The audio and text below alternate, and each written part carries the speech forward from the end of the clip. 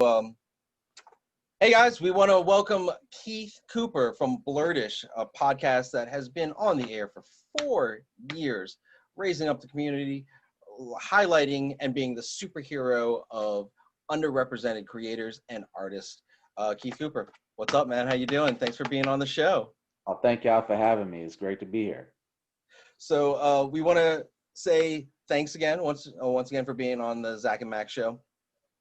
We are going to be partners soon at the holiday gaming market. I'm really excited about that. You get to hang out with me all weekend.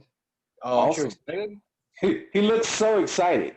Oh no, it's actually I've been looking. The first time we did it with one of our Zendikar, our Magic releases. Some of the most fun I've had in a while, just because I miss having people playing together so much. It's actually something that I look forward to, and I genuinely love the time that I'm there. So I just don't express a lot of emotion because You're a robot. yeah. So Keith, let's get to the business of this. You guys have been doing your podcast for 4 years now. Can you give our viewers a little taste of what it is that you guys do exactly? So what is Blerdish? Blerdish, I guess we'll start off with the name. Of course, there's a couple of. It's a play on the show Blackish. So, which Blackish in itself is kind of a play on words. So it's a play on words. It's a play on words. So Blerdish, of course, blurred means black nerd. Blerdish, there's like a PG version is kind of a black nerd. The not so PG version, you can figure that out. Yeah. It's a family friendly, just black nerd-ish. So that's just kind of what it is. And I just like, I want something catchy, simple. So I didn't invent the name Blurred, but I was like, because a lot of, companies put blurred, who podcasts do different things. So I was like, what am I gonna come up with? I was like, you know what? I want something that you just yell it out, Blerdish, and it just came to be. So, that's how I kind of came up with it. And I was like, oh, Blackish, Blerdish. Nice. So with your platform, with Blerdish, you have been able to leverage your popularity and your reach to highlight new artists, creators, especially minority creators, which I feel is a really important thing. Have you had, in your particular instance of your show, have you been able to see advancements for the artists and the creators that you are representing? I'll say this. I'll spin it another way. They have these massive big cons, and Wizard World, it's not always on the list of things since it's a tour, even though it is kind of like a mid-sized big con, and MechaCon is big to us, but it just helps get their work out to very people to, something as simple as, and I get this a lot, especially from people who come check out the table of all races. They're like, I didn't know there was that many Black comic book creators. The answer is yes, and we've been doing it for years. Like, and I mean literally for years. If there have been Black writers, then there have always been Black artists. So a comic book is part writing and part art. So it's always been done. So it's just another way to fill in the gaps, because everybody can't get in the store. And Let's face it, you all have your distribution of people that you have to order from or different things. Everybody knows in the comic book world, Diamond is evil.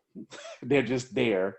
And regardless of if you have a store, unless the owners of the store, like yourself, go out their way to make a space for independent creatives, then all they're going to do is do what Diamond tells them to do, or what they think is selling that way. But people who own a store can make a space, even if it's just a small table.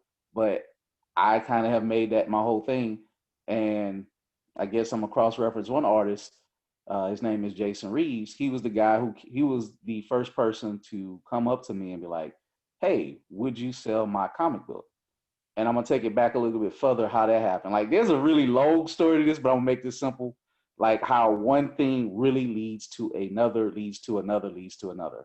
Um, so because Black Panther was coming out, Black Panther was kind of like a good shift to make things public to people who didn't know that, oh, who's this black comic book superhero? Okay, then it was like a lot of artists like, okay, it's our time to shine.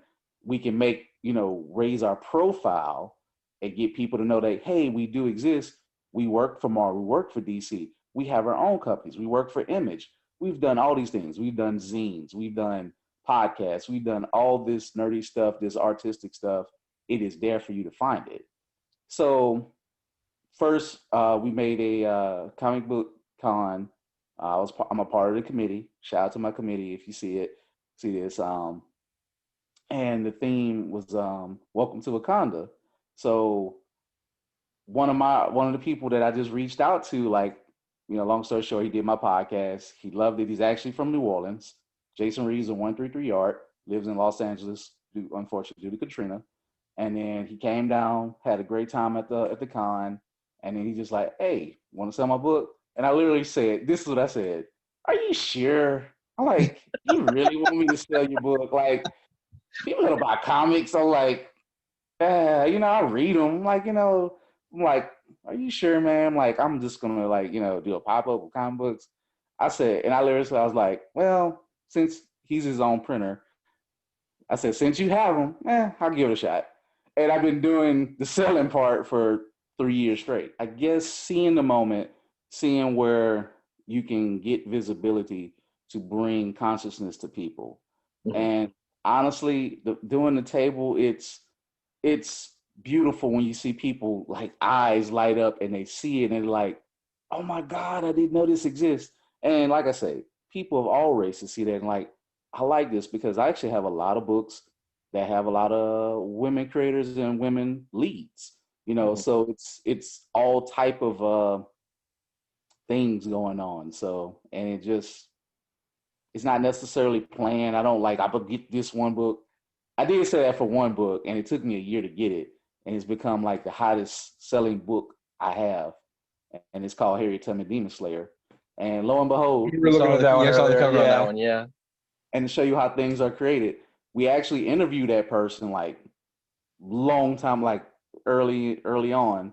And we was like, man, we'd love to have your book. And, he just had a lot of different deals going on. So Jason Reeves, who is a printer and who actually does print jobs for other people, he wound up getting, I guess, the deal or the contract. So now he just ships me the book and I sell it. So I eventually did get it that way. So it's like you kind of have sometimes a close circle, in the, I guess, indie, diverse, Black comic book community. So it sometimes it feels like, are you the only one out there? Or maybe some creators feel that way. But then sometimes you be in the groups, you see people, people get to know each other just by beating other people and doing podcasts or talking, doing cons. And then it's like, it becomes like a big family reunion. Like, Oh, that's awesome. So I do have a kind of similar thing. One of the things that like Zach and I were talking about earlier, there are very few Black game designers in our industry, but the ones that we do have are wildly successful. Like Eric Lang is one of the big absolute ones. Legend. A legend in our industry. He is produced. Legend in my heart. He's produced Cthulhu Death May Die, mm-hmm. which is one of our hot sellers. He's produced my personal favorite board game. Dice Masters, which is another super seller. Did he make Couriers too? He did make Couriers. Couriers was God, I love that game. I mean, Dice Masters picked up the WWE, as part of their product line. Like Eric Lang, a fantastic designer. Then you have Letitia Williams. Arkham Horror and all that good stuff. Yeah, he was part of all that stuff. Yeah, he was part of all of that. Everyone who's watching this, well, not everyone, but like on the live show knows that I have an obsession. So yes. I wanted to mention it. Needed to mention it. So. But no, like similarly, we have Letitia Williams and we have Jay Bobo. They both co-produced and designed the game. What is it called? Black Card Revoked, which is actually now a game show on BET. I actually want to play that with somebody. Like I've heard people play. That's one I was thinking in my mind. Like I always wanted to play that because I'd probably be more into party games Party like game. that. I actually wound up playing. Shout out to Ninja Yo Yo and her husband Daniel. They invited me to play like the anime version of it. It was Uh-huh. called what, Asian Flush. I sorry, I don't. That Asian doesn't flush. Yeah, sound it is right. actually called Asian flush. Yeah. We wound up But no. like when I went out, like, because Daniel is part Korean, I'm like, Daniel, can I? But it was like always like anime stuff and like it's like Uh-huh. Cards Against Humanity, which I never played, but I was like, I picked up on it quick. And we also taught Yeah. him how to play Uno that night too as well, which was funny. Oh All my right. god. So wait. Side note. Side note. Do you house rule your Uno game? Because some Hell of us yeah, here house have rule. like. If you're not ruling a Uno game, you're not doing it right. Yes, stacking is real. Yeah, Stacking that's is the real. first one also. Just cards, and you deal with the punishment. So Keith, last kind of big question for you is like, what are you guys doing now? What are you working on? Is there anything that we should let our fans know, let our audience know, and of course, what's important to you? I want you to let me know. Always, sir.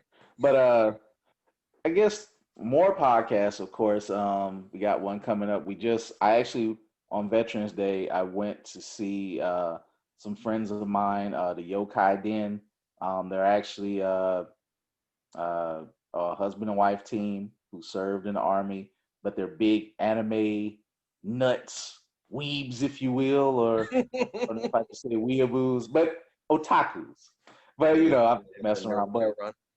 But they are serious, and I went and interviewed them, so that was fun. So that's coming up. But shout out to them. Basically, working on podcasts, promoting people. I've done a new pop up. Shout out to Beausoleil Books in Lafayette again. I go to Lafayette a lot. Also, but shout out to one of my favorite places that I started setting up at, French Truck Coffee. They're in New Orleans. They're in Baton Rouge. They're in Memphis. They've been so kind. Shout out to them. Shout out to Simple Joe's. I know I'm not trying to shout out everybody, but I like to just give respect to people who have helped into what I do.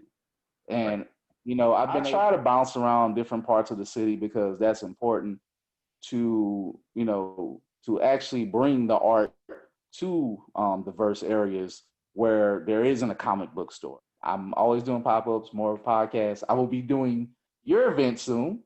Yeah. And in the long run, we're working on our own comic book, kind of based off of our podcast experiences. Because believe it or not, we've had some strange experiences. So I'm like, you know what? Let's make a comic book where we exaggerate kind of me and Mark as a podcast duo, and we're kind of fighting off our haters.